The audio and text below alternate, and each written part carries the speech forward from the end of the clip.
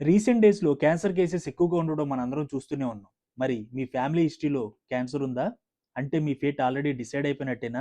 Family హిస్టరీలో ఉండడం అంటే క్యాన్సర్ కంపల్సరీ అని కాదు. కానీ రిస్క్ ఎక్కువ ఉందని అర్థం. రిస్క్ ఎక్కువ ఉన్నప్పుడు ప్రికాషన్స్ తీసుకోవడం కూడా చాలా అవసరం. కొన్ని క్యాన్సర్స్ జీన్స్ వల్ల పాస్ అవుతూ ఉంటాయి. Like breast cancer, cervical cancer, prostate cancer, colon cancer లాంటివి.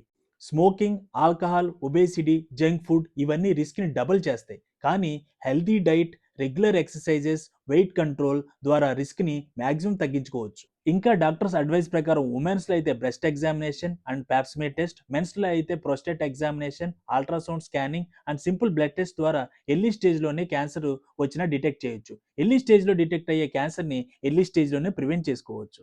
ఫ్యామిలీ హిస్టరీని భయంగా కాదు, అవేర్‌నెస్‌గా యూజ్ చేసుకుందాం. All cancer screenings are available in our diagnostic centre. Thank you.